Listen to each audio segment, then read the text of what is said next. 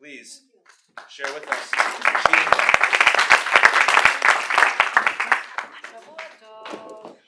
New friends and old friends from Monday night and from all over. I saved my tea so that you could all answer amen. ברוך אתה אדוני אלוהינו מלך העולם שהכל נהיה בדברו. Amen. So I need to know, because I have presentation A and presentation B. How many of you heard me speak on this topic when I spoke here at another Saturday night, like 3 years ago? Nobody. That's why we're here now. Then you are getting presentation A. All new people. So, when I was a child, my mother used to read me storybooks, and one of them had a story of the guy that gets the 3 wishes. So the genie comes and offers him 3 wishes, and he asks for the 3 wishes, and he gets the 3 wishes, and whatever else happens, I don't remember. So I'm going to ask you now, if you had 3 wishes, but wait, not just any 3 wishes. If you had 3 wishes, but these would be wishes of knowledge. So a genie comes and tells you, you can get any information you want, 3 questions. You can ask 3 questions, okay? And you have absolute assurance that you're going to get the truth and nothing but the truth. What would you ask? Okay, so I don't have time to ask each one of you individually, but I'm going to guess. And if you agree with me, I want you to say yes. If you don't agree with me, don't say no, because it's not good for my self-esteem. So question number 1, that most people would want to know if they were granted knowledge. Question number 1, does God really exist? Anybody? Yes. No, I know it. Yes. Okay, if you wanted to know with absolute certainty, does God really exist? Okay. Question number 2, what is the meaning of life? Agree? Yes. Question number 3, what is the safest and best long-term investment? Okay, we got over 3 questions. People who had near-death experiences were granted the gift, in most cases, to have the answer to these questions, including the investment one, but I'm not talking about financial investment. I'm talking about life investment, time and effort and emotional investment. What is the best choice of investment for our lifetimes? So, what is a near-death experience? It is an event when somebody experiences clinical death, and they are, in some cases, there are witnesses. In many cases, there is medical personnel that certifies that, yes, they are dead. And in some cases, the person just has the experience and comes back to their body with no assistance, in many cases. So, from all the people who were dead and came back to life, there is about 25 to 30% who experience getting out of their bodies, floating above their bodies, traveling through a tunnel, going to another dimension, experiences whatever they experience there, and having the gift of coming back, hence the title of cheating death. So they're able to come back. And that is certainly a gift. So let's get into our first story. I have thousands of stories, but I have my favorite stories. So I will start with a couple of my favorite stories, and from there we will see how the near death gives us these gifts of knowledge. So Liba is a friend of mine in Toronto, and the reason I met her was a common friend introduced us after she found out that I was doing research on near-death experiences, and Liba had a near-death experience. So she introduced us, we became friends. She told me her story at least twice because I wanted to be sure that I had all the details straight. So Liba was around 20 years old, and she was going to a swimming pool, and she climbed up the ladder to dive into the pool. The person in front of her was about 350 pounds, and when this person dove into the pool, it caused the ladder to collapse. It was too much weight. And the ladder collapsed with Liba at the top of it, and she fell from the top of that ladder about 10 feet down. Around the swimming pool, usually the floor is cement, so falling down 10 feet down to the cement was not a good experience, physically speaking. She cracked her head open, and she died.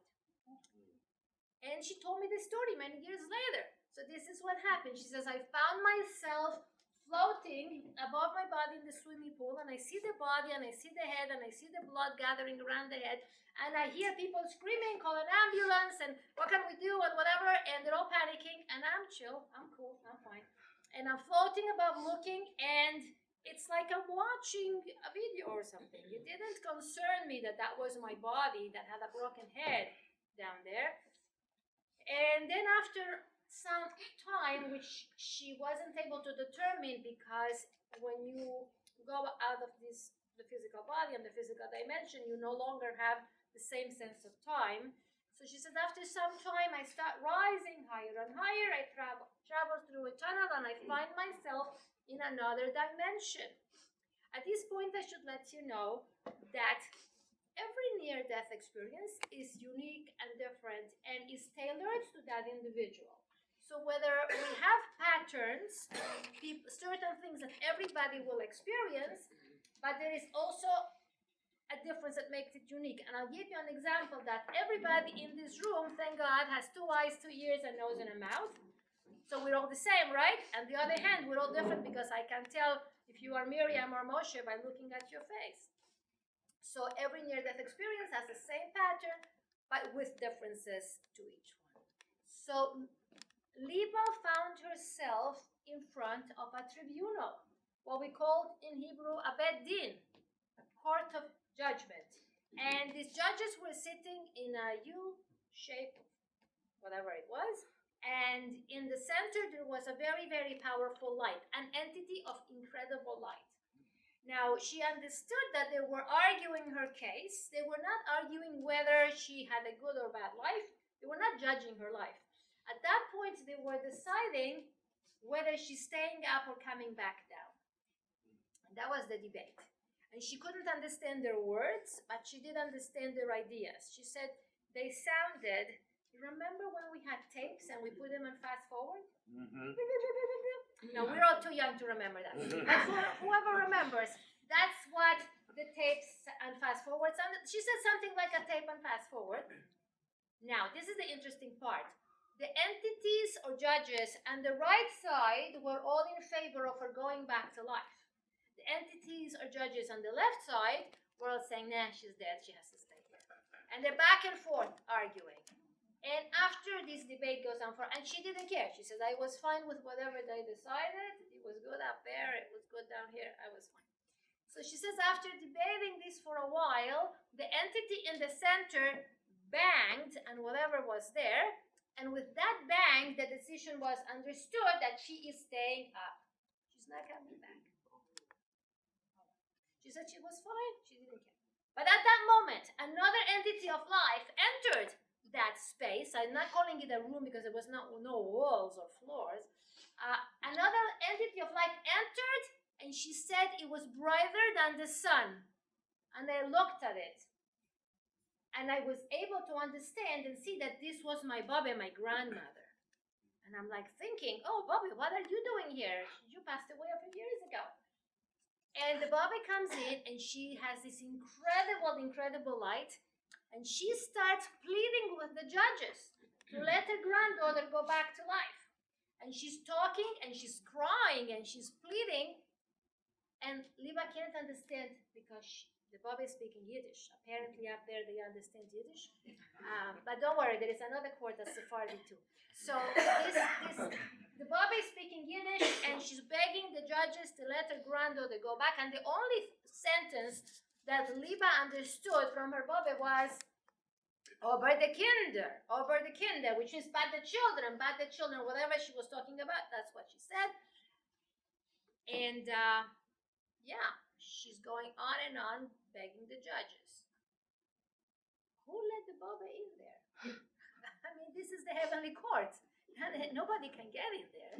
And the more important question is, what gave this grandmother this incredible light? Which was her essence and her power that emanated that incredible light. So at this point, Liba explained to me about the grandmother. She said, my grandmother was the kindest person. She devoted her entire life to help others. She lived through the time of the Holocaust, and she lived in America.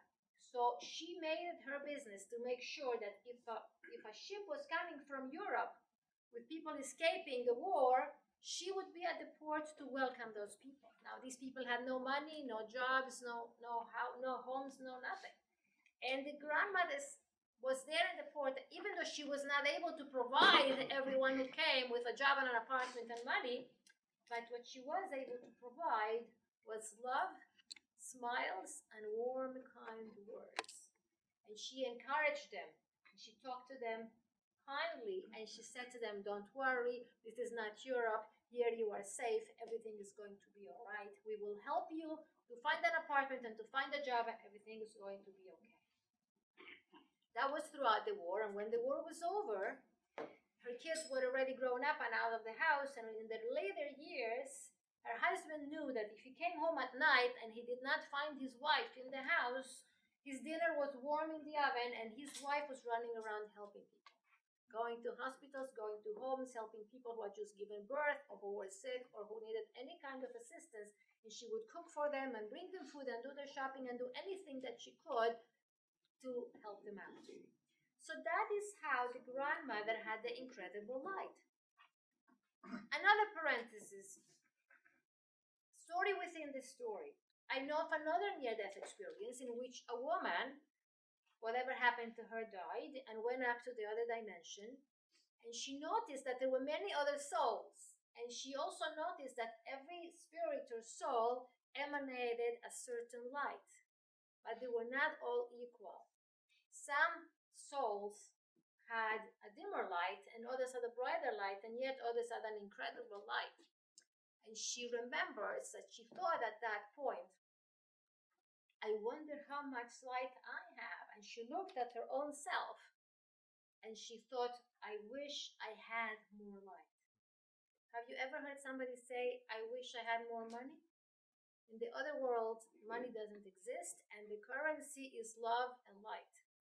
So when we are here, money is hard to get and love is not so hard to give.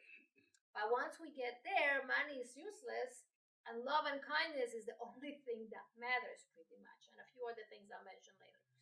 So this other woman remembers that in her experience, she said, I wish I had more light, and I realized that the way to get more light was by being kind and helping others. So I asked for a chance to go back to the world. Okay, back to the first story.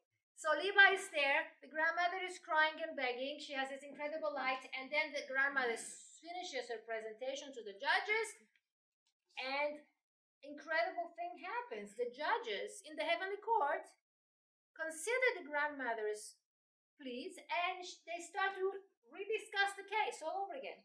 So again, the right side judges and the left side, and right side and left side, back and forth, and then the entity of light in the center bangs. And with that second bang, Liba says, I felt myself pulled downwards, and I went back downwards through the tunnel and opened my eyes in the hospital. The ambulance had come and taken her to the hospital. I opened my eyes in the hospital as the doctors are finishing to sew up my head. Today, I know this woman, Liba, she is the most incredibly kind and loving and gentle person. So typically, there are stages of the near-death experience, which is hovering above the body, traveling through a tunnel, coming out of the tunnel into a world of light, meeting deceased relatives and friends, whoever chooses to come greet us. And then, at that point, the experience varies between people. About half of the people who have an NDE go through the life review. You see, it depends how long the person is dead for, how much of the other world they get to experience. So one of the first experiences, in many cases, meeting with people who passed away, and another experience is the life review. The life review is extremely powerful and transformational because what happens is the individual sees their entire life like in a giant screen, but it's not the same as watching a movie because first of all, you are the protagonist, you are the main actor, you're seeing your life But the difference is that you are not able to detach yourself from it as you're watching it, like when you're watching a movie. You can't say, oh, that's just a movie, because it is your life. And secondly, because as you are watching everything that happens, you feel every emotion that was in every event in your life. And you don't feel it from your perspective, but from everybody else's. So you feel every emotion you caused every other person that you touched throughout your life.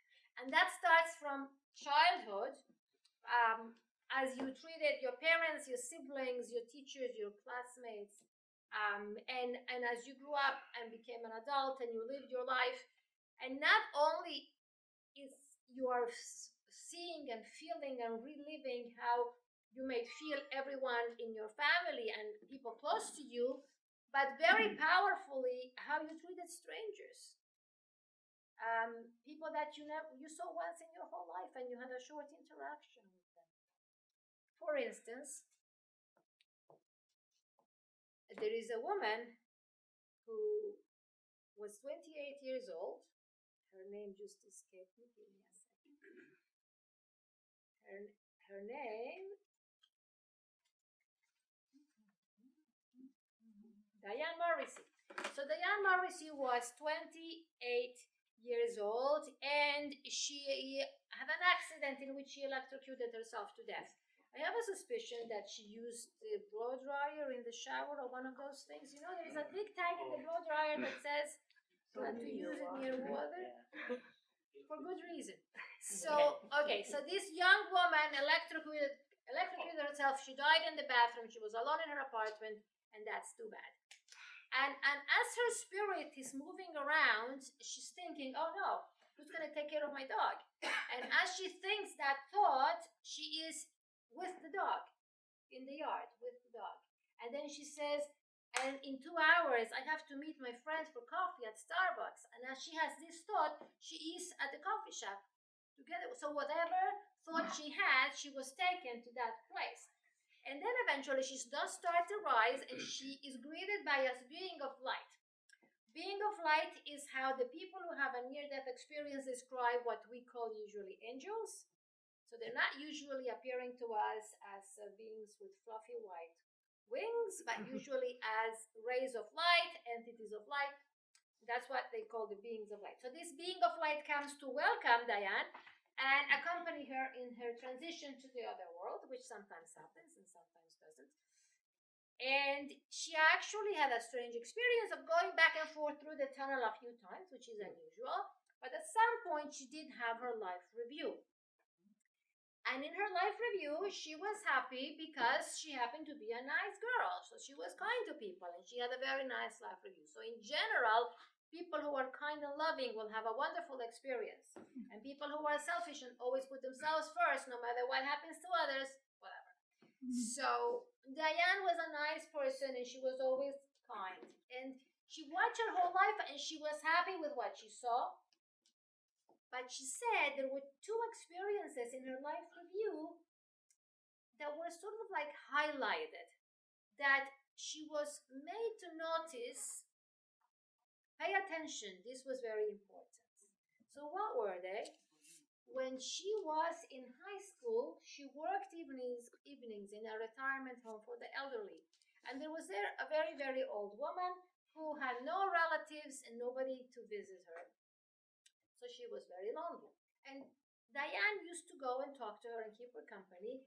And this old lady, she really liked to suck cookies as a night snack before going to sleep. At that point, I guess you gave up on the diet, so she liked cookies before sleep.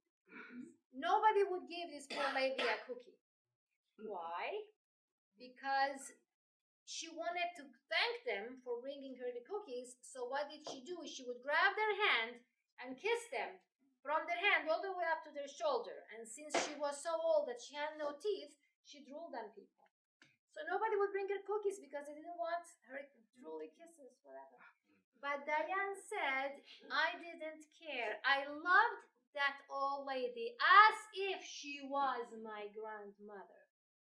In other words, look, this girl has incredible love for a stranger, and she's bringing her the cookies just to make her happy. So as I am watching this in my life review, I am feeling the incredible love and power of this experience. I'm feeling all the joy that she experienced. I'm feeling it now in myself. But that was not it. She said, I felt that the creator of the universe and every being of light in the spiritual dimension was thanking me and showering me with infinite gratitude and love for my humble act of helping another, with no ulterior motives, of course. And then a few years later, Diane was driving her car, and she sees another woman whose car broke down, and the poor other woman is trying to push her car single-handedly out of the traffic into the parking lot of a supermarket nearby. And Diane saw this woman can't manage alone, so she double parked her car at the risk of being towed away or getting a ticket. And she got out of her car and ran to help this stranger. And together the two ladies pushed the car out of the traffic into the parking lot of the supermarket. And then Diane says, as soon as I did that, I ran back to my car so fast that the other woman didn't have a chance to even say thank you. Again, when I saw this experience in my life review, I received infinite gratitude and love for my small act of kindness from the Creator and every being of light that's in the spiritual dimension. So she's sent back and lives her life according to what she learned. But the amazing thing is that the experience of giving and loving and being kind is magnified by two additional factors. One is she was assisting strangers that would never be able to pay her back. The old lady was just going, she would never see her again, and the lady in the street, she would never see her again either. So she wasn't expecting anything in return. So that was like the absolute kindness out of no personal interest. And that is a very, very powerful message of the near-death experience. To illustrate an experience with many stages, I'll tell you the story of Ellie. Ellie is not his real name. Ellie has a different name. I received a phone call from him from Israel a few years ago. And I was living in Toronto at the time with my family, and I was cooking dinner. And my kids bring me the phone and say, Mom, the phone's for you. Okay, hello. Is this Mrs. Freeman? Yes, I'm calling you from Israel. Very nice. I had a near-death experience. Do you want to hear it? This was at the very beginning of my research. I said, of course I want to hear it. I turn off the fire so I don't burn down the house. Tell the kids, eat a banana. Dinner will be later. And I go to my room with a notebook and a pen to write down every word this man is going to tell me. But he asked me not to share his name, so we're calling him Ellie. So Ellie says, I am an American living in Israel. I was 17 years old when I was going to high school in Israel together with other English speakers. It was a high school for English speakers. And my best friend, who was a year older than me, graduated and was leaving. And all of us went to the airport to bid him farewell. We took guitars and drums, and we are singing in the airport. And then the announcement comes over the loudspeaker, all flights canceled. It was the Yom Kippur War. So there are no flights going out of Israel.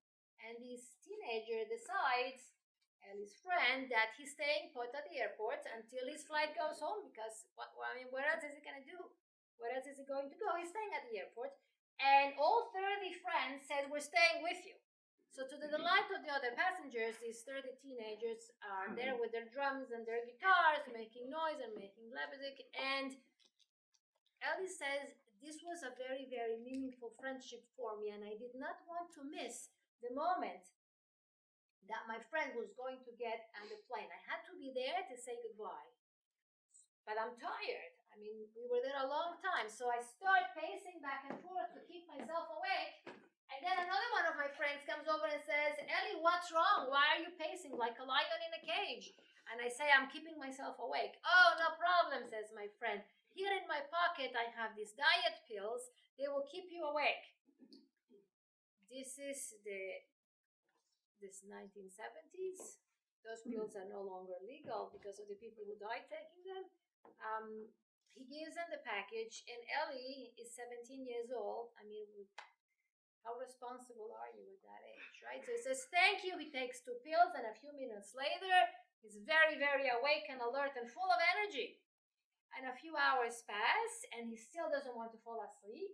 So a few hours later, he starts to get tired again. He says, oh, that's okay, because my friend gave me the whole container, so I can take another 2 pills. And that flight was canceled and postponed for 2.5 days. So for 2.5 days, our friend is popping pills every few hours. Not a good idea. After 2.5 days, he says, I started to not feel very well. So I decided I can't run around anymore. I have to sit down. And I sit down next to my friends in a lounge at the airport. And I notice that I'm having difficulty breathing. And I can't breathe. And then I want to scream, so somebody will call an ambulance. But when you can't breathe, you can't say anything. So I'm trying to scream, but nothing comes out of my mouth. And next thing I know, I am looking at everybody, but not from this perspective, but from this perspective. I am up by the ceiling and to the side. I'm up and to the side. I don't know how I got there, but I'm at the ceiling and I'm looking down, and there are all my friends. And on one of the chairs is a body that's very familiar to me because it's my body. So I think, oops, shouldn't have done that. And then everything goes black, pitch black. And I felt fear. Fear is not an element of near-death experiences. People out of their bodies experience calm and love and joy. Why did Ellie experience fear?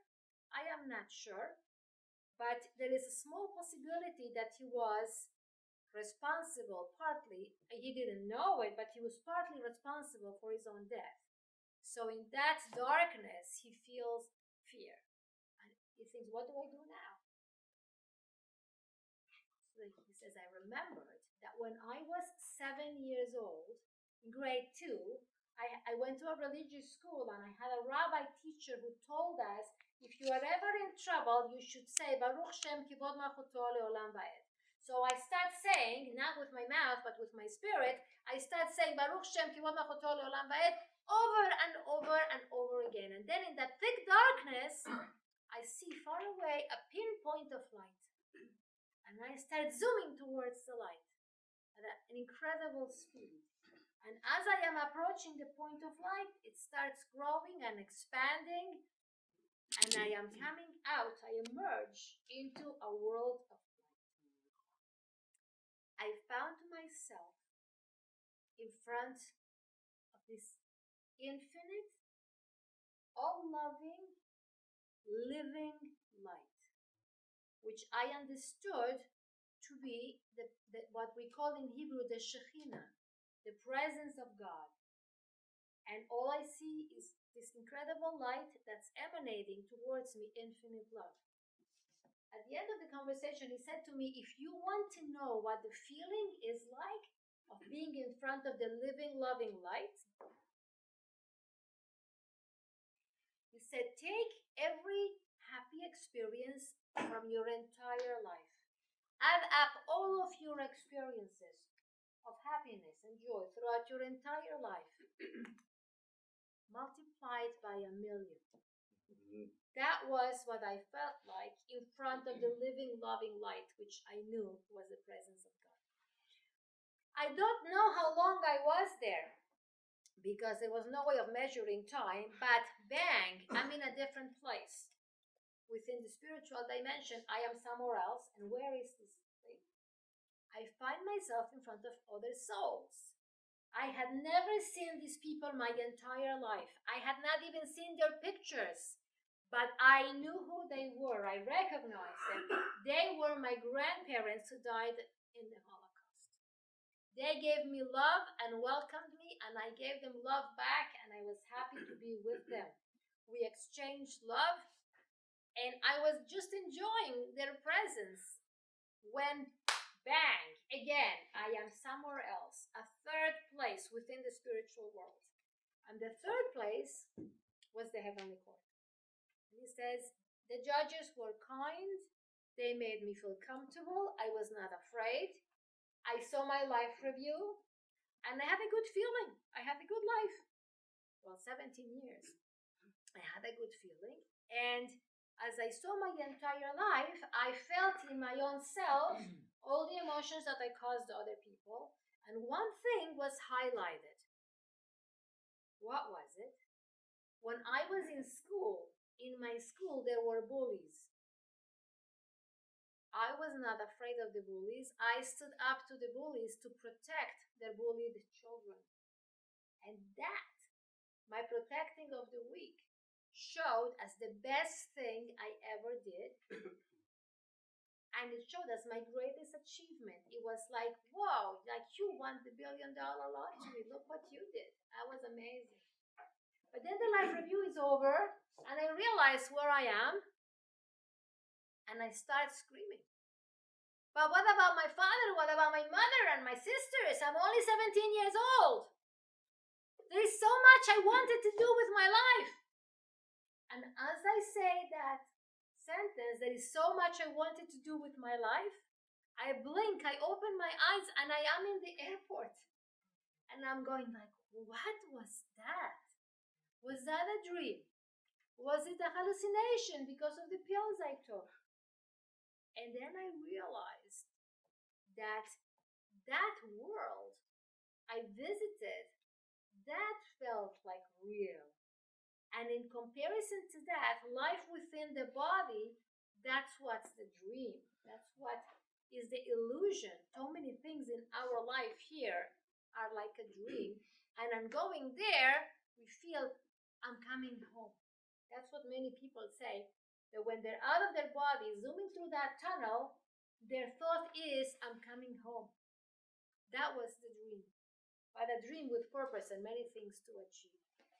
So Ellie gets up from the chair and starts walking around, trying to analyze what just happened, and it's just too much to handle at that point, when he notices that he sees auras. He had never seen auras before, and now he's seeing everybody's auras. And he sees everybody's auras seem to be reddish. He says he noticed one man whose aura was dark black. And another man, a very old, very small, Yemenite old man in the airport, whose aura was pure silver white light. And then, he's still in shock, one of the girls in the room comes over and says, in the group, comes over and says, whispers to him, Ellie, what just happened? Don't tell anybody about it. Keep it a secret. Maybe many years from now, but now, don't tell anyone. And we don't know how she knew, but that's what came. And I think the reason why somebody had to come and tell him this was for him to have the confidence that it was actually a spiritual experience and not just a dream or a hallucination. He had to have outside confirmation of his experience. So today, Ellie is a very successful professional. After this experience, he went back to school, he graduated, he came to America, he went to college, he got a degree, he has a good profession, he moved back to Israel. And as his life progressed, he became more and more Torah observant to live a life that is in tune or in harmony with his spiritual experience. And today, he says, my colleagues and my friends, they laugh at me. They say, Ellie, why are you always running around trying to do another mitzvah and helping another person? Put a few more hours in your office and you will make more money. And I'm like, money? Money comes and goes. In the other world, money is totally insignificant. A mitzvah, that is a diamond that lasts that's yours and lasts forever. That's the kind of diamond that actually does last forever. That's when you help another person. And that's why, till today, he is the kindest, most helpful, and giving person. So that was Liba and Ellie. Those are my two favorite stories. And then there are other things that happen in the near-death experience. For instance, Rabbi Glukovsky. Rabbi Glukovsky is a rabbi originally from Toronto, and he moved to Israel and opened a Chabad center in Rehovot. But his mother was still living in Toronto, so he would come to visit her once a year. And when he came, he would talk for the community. And on one Melava Malka, just like this one, he told the community an incredible story about a near-death experience that I heard that time. And just because I wanted to make sure I got it all right, the next time he came and I saw him at a restaurant, I interrupted his lunch to make him tell me the story all over again, just to make sure I got it right. So Sarah was an older lady who came to Rabbi Glukovsky to ask him for a Torah class in English. She said, Rabbi, I moved to Israel with my family, but at my age it's too hard to learn a new language. There are so many Torah classes in Hebrew because this is Israel, but I speak English. You speak English. Would you please give a Torah class in English?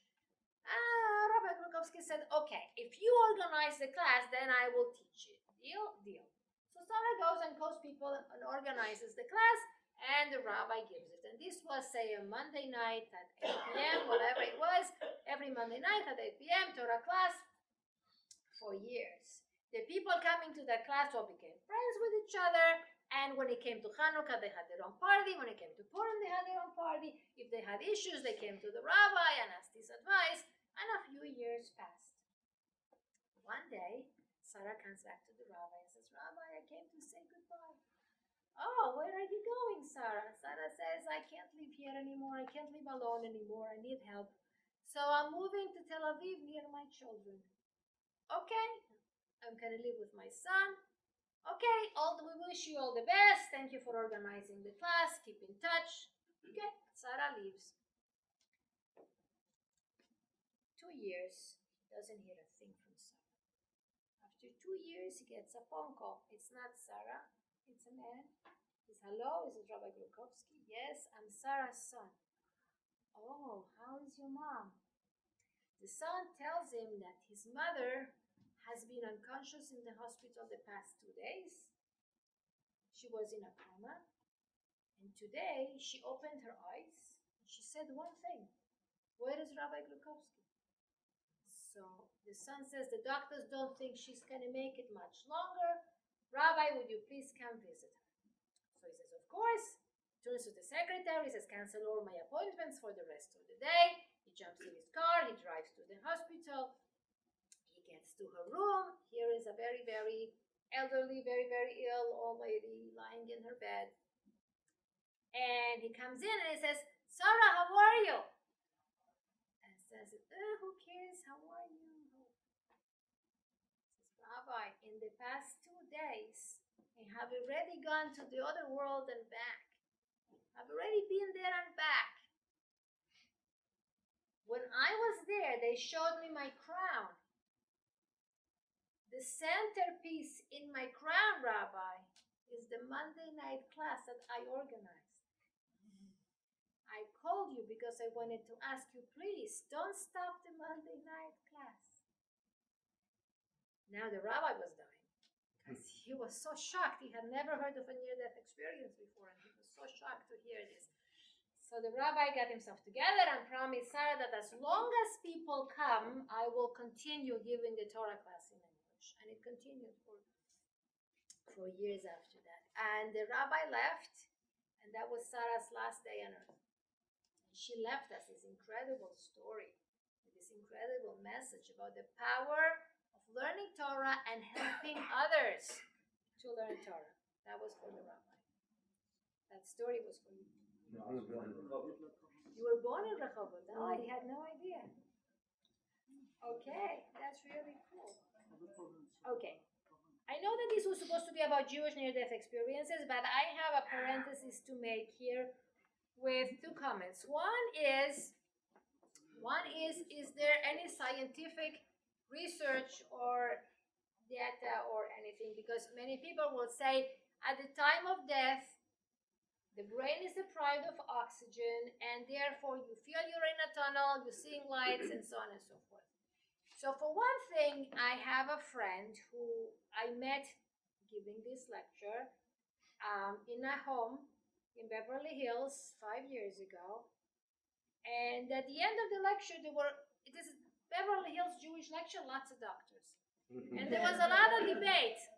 And one doctor said, doctor, I never heard of this. And another one says, I have a patient who's a young man with a heart condition, and he's told me about this experiencing this repeatedly. And they're arguing back and forth. And I just come and tell my stories. You take it as you wish.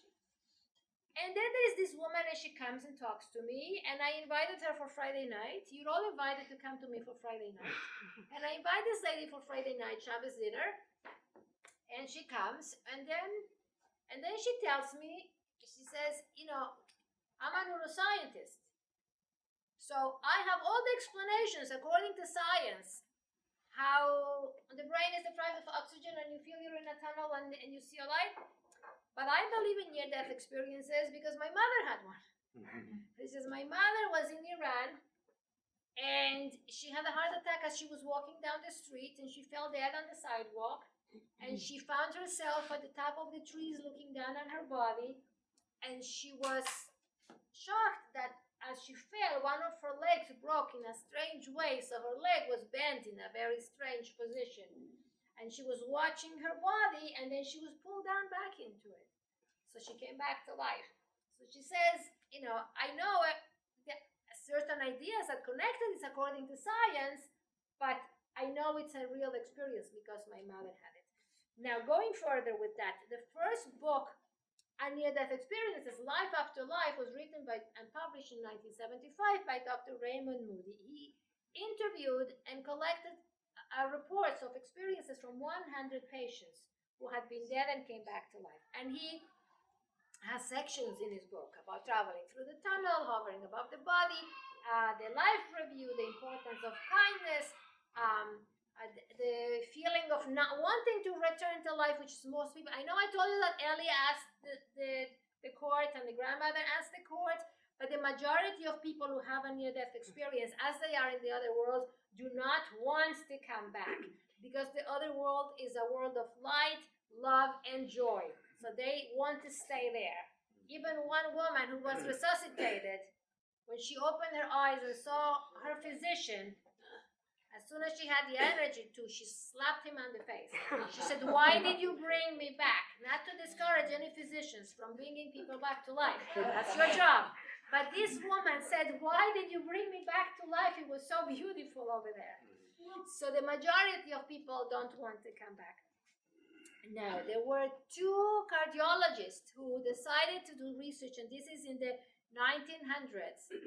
Dr. Pim van Lommel in Holland, he followed all of his patients who, as a cardiologist, who had the experience of dying and being resuscitated in the period of a year, and he had over 300 patients.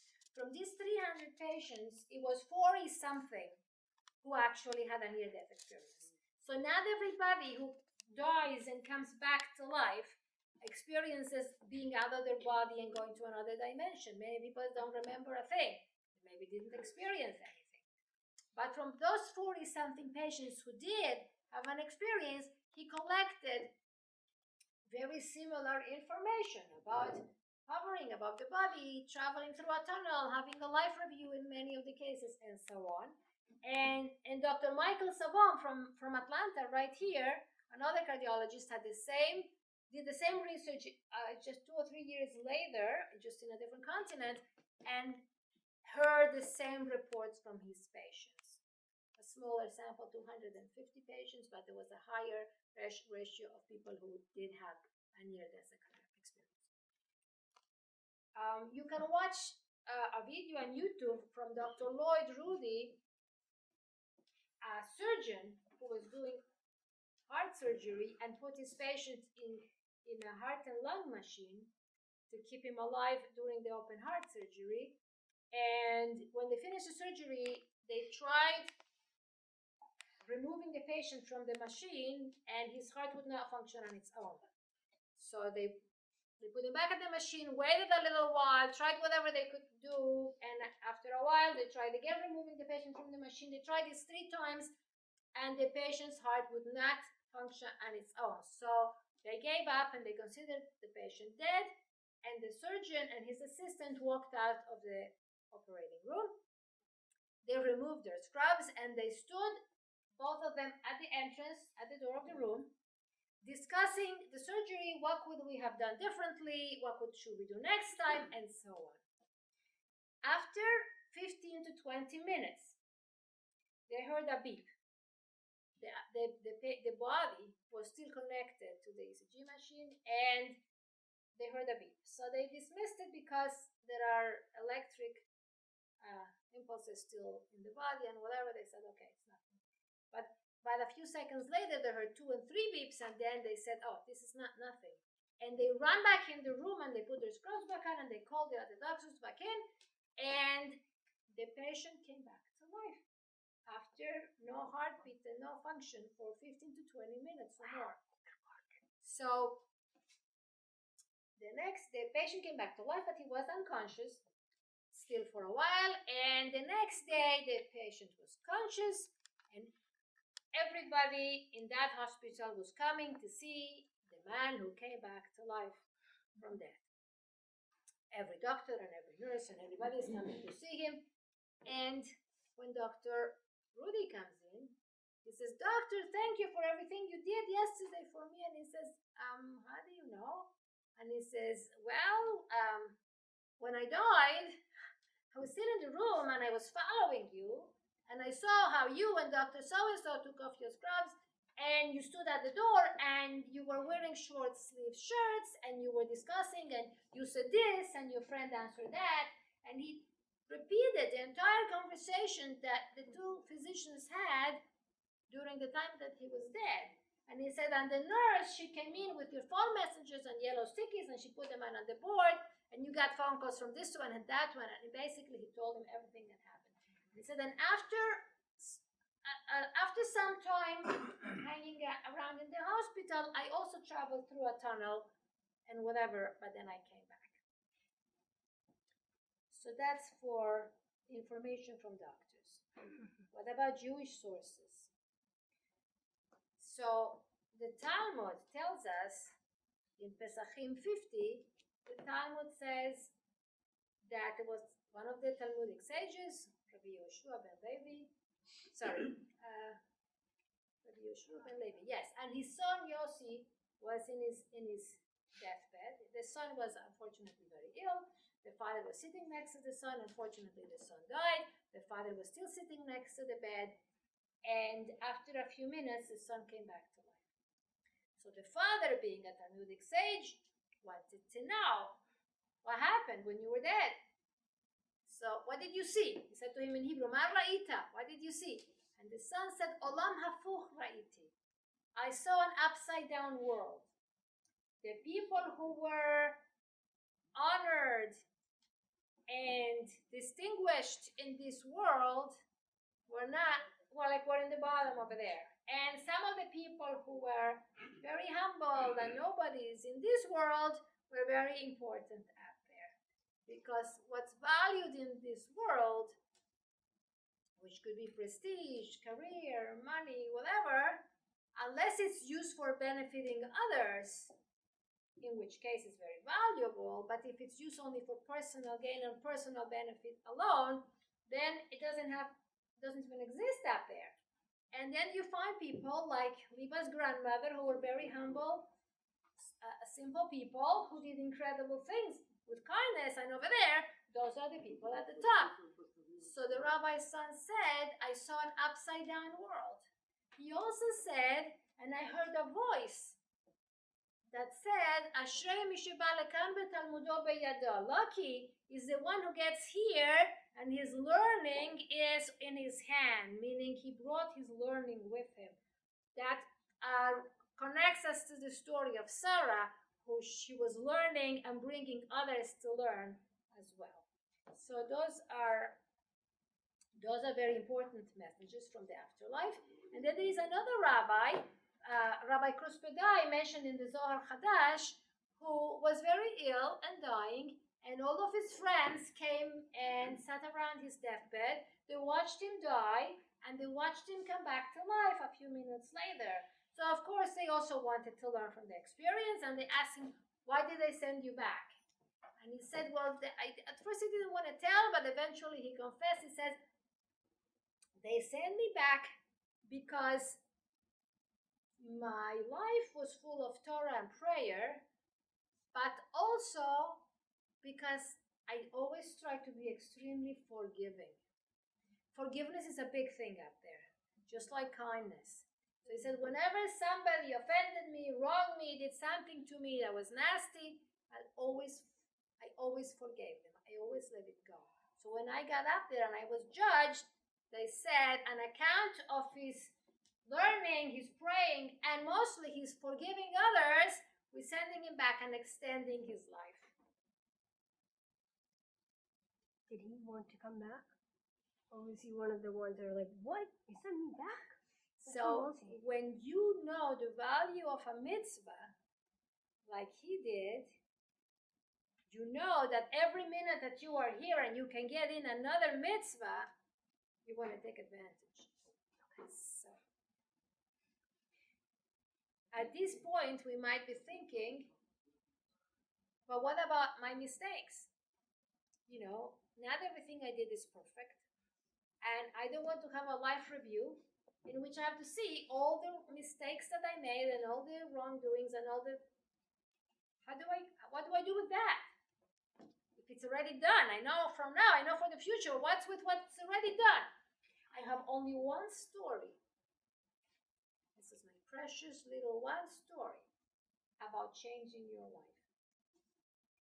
It was this woman who very suddenly felt very sick and died, and she rose up, and she didn't see the living, loving light, and she didn't see beings of light, and she didn't have a life review. What did she see? Totally different experience. She sees an old man with a white beard and a white robe who's holding a book. And when she sees this man, and she sees the book in his hands, she knew intuitively, because there everything is mind-to-mind communication, there is no talking with your mouth. She knew at that moment that the book he's holding is the book of her life. So she approaches the man and she says, excuse me, please, can I see the book? Mentally, no words, mentally. And he hands her over the book, and she opens the book, and it's gold ink and white paper. And she's flipping the pages, and she reads it, and she says, yes, I remember this. Yes, this is my life. Yes. And as she's flipping the pages, she sees that in some of the pages, there are entire paragraphs missing. And she flips a few more pages, and there is another entire part of the page that's missing. There are no words there. So she looks at the old man, and she says, what's going on here? Why are paragraphs of my life missing?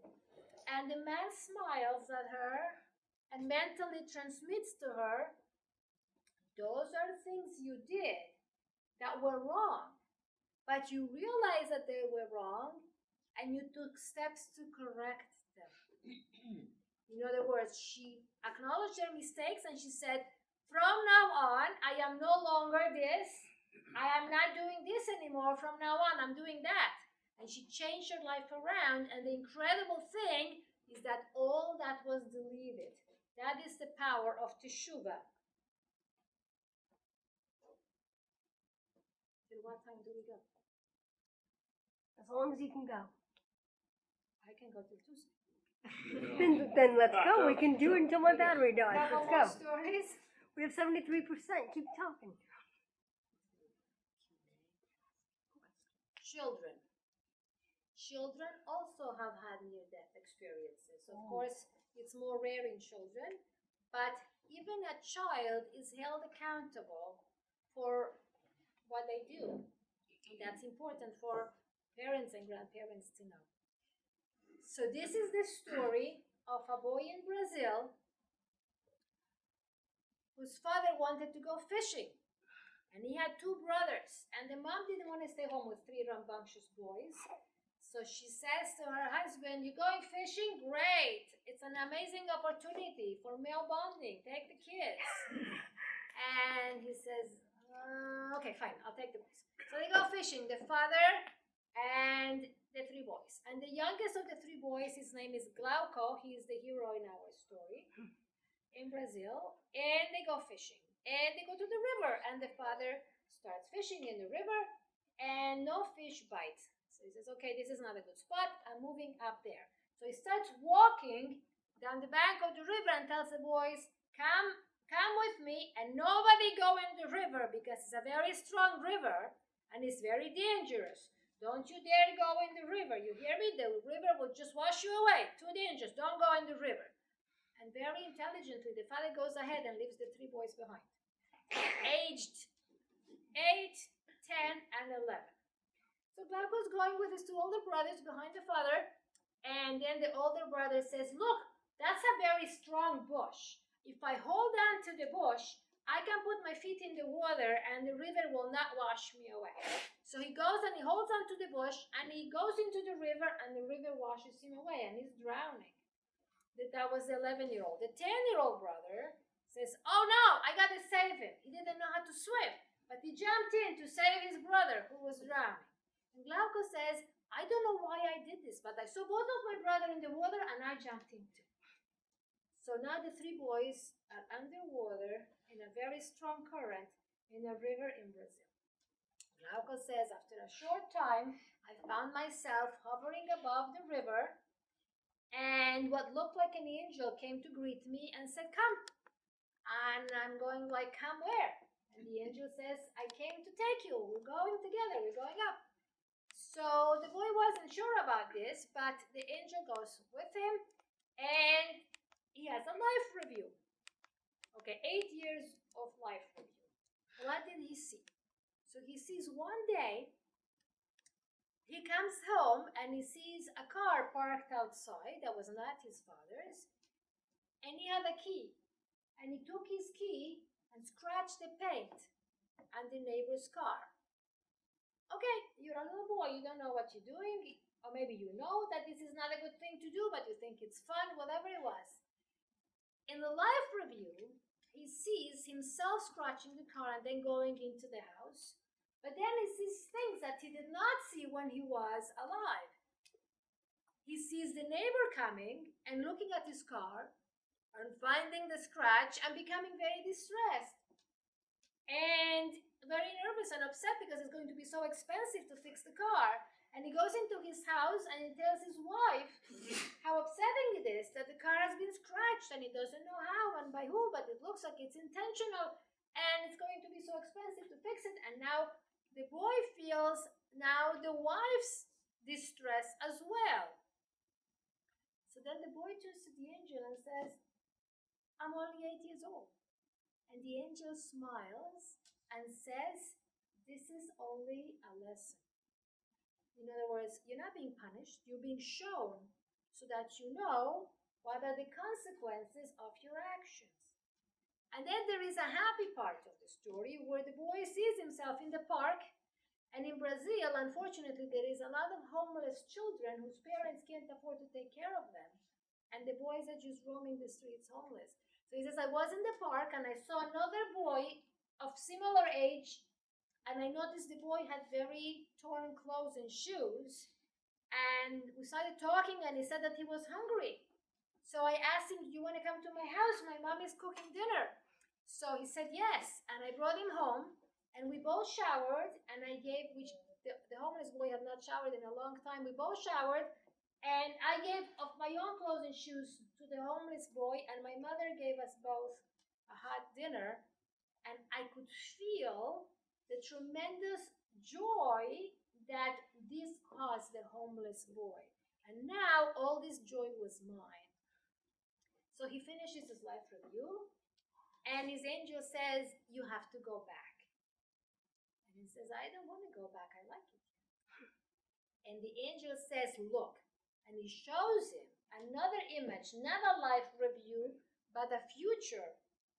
And he says, if you choose not to go back, this is what will happen. And he sees his mother crying because she lost her 3 sons. And she's devastated. So when he sees his mother crying and devastated, he says, okay, I'm going back.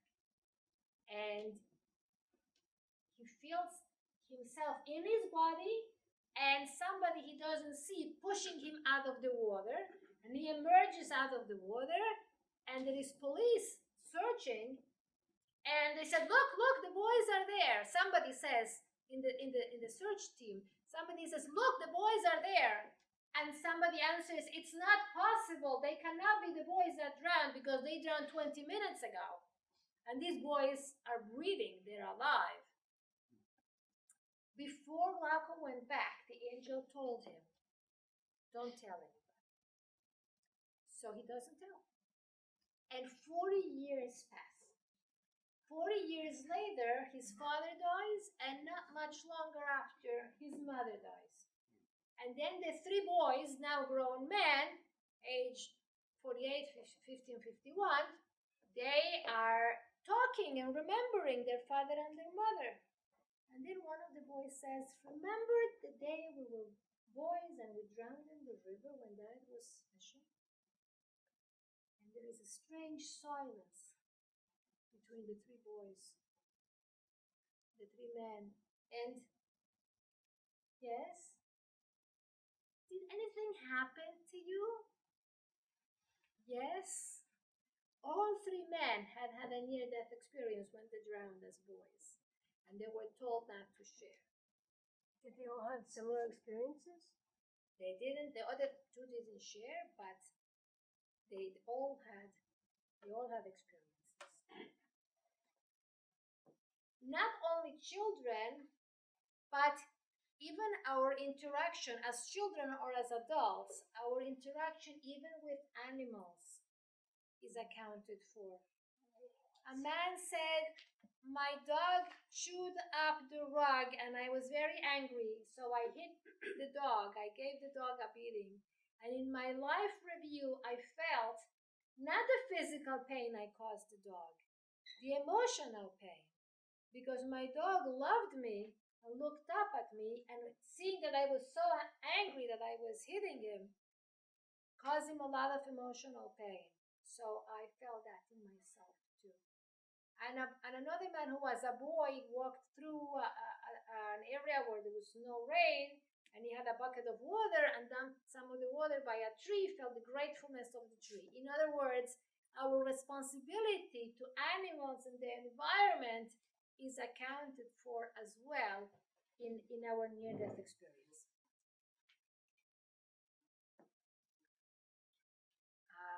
I usually end with my father's story because people ask me if I had a near-death experience, and I did not. But I did have an after-death communication with my father when my father died. So basically, this is what happened. My father was 55, and he and my mother came to visit us in Vancouver after the birth of one of my children. And my father got very sick. He had a ruptured appendix, but he was misdiagnosed. So they put him on intravenous antibiotics. And he was on antibiotics via intravenous for about a week or so. And he wasn't getting any better. So after a week, the doctor decided to do surgery. And by the time they opened him up, the infection had spread very badly throughout his abdomen. So they did the surgery on a Friday, but on Saturday night, right after Shabbos, he died. Shortly after Shabbos, he died. So I had never had a chance to say goodbye to my father, to have closure. And I felt like I was lacking something. So 30 days after the burial, when we went back to the cemetery to pray again for the Shloshim, after everyone left, I stayed at my father's grave and I said, Father, I don't know if this is possible, but I want to see you again. If they let you, if this is possible, I want to see you again. Okay. I expected a dream. I had heard so many stories about dreams when a parent or a grandparent comes with a message in your dream. So I expected the dream. A night passed and 2 and 3 and a whole week, and I had no dream about my father, so I gave up on this project and I moved on with life. I had 3 very small children, ages 1, 2, and 3, ages 0, 1, and 3, and I gave up. And a couple months passed, and a rabbi, a very great rabbi from Los Angeles, Rabbi Reichik, came to Vancouver to inspire the community, and he spoke for our community. He spoke separately for men and women. So on this evening, I was sitting with all the other ladies in the community in a big U of chairs, and I'm sitting in front of the rabbi, and the rabbi is speaking. In the middle of the rabbi's speech, without any warning, my father appeared in that room, in that cabana house. I could see him as clearly as I see people in their bodies right now. He was in the other end of the room, and at the same time as I saw him clearly, I had full awareness that there is no body present, that if I would have stood up from the chair and walked across the room, which was a very, very long hall, to the other end and stretched out my hand, there was nothing there to touch. But I could see the image of my father, and I could feel his presence. And I started to cry. He had just died a few months before. At that moment, when I calmed myself down and settled in the experience, my father told me, mind to mind, his message, which is not what I wanted or expected, but that was what he wanted me to know. He called me by my name, and he said, Nomi, do as many mitzvahs as you can, because Mashiach is coming soon. And that was it. And I acknowledged his message. He was there for about a minute, and then he disappeared just as he had appeared. And I didn't want to share this with anybody because I thought people are going to think, you think you saw your father, you imagined you saw your father, you wanted to see your father, all sorts of things. But I think that's why it was not a dream. Because for me to know, if I had had a dream, I would have thought, of course I had a dream. And the whole day I'm thinking about seeing my father. So I had a dream that I saw my father. That's the reason I think that why he actually came while I was awake.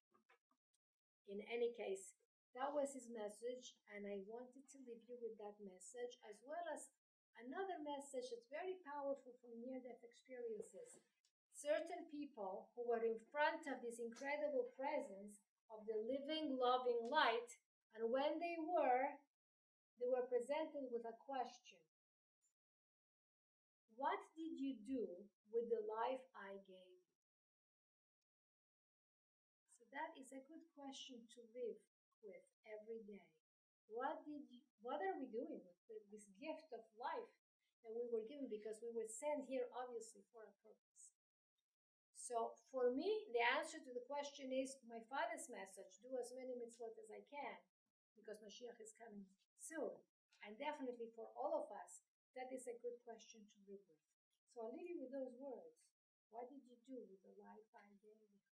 That's it.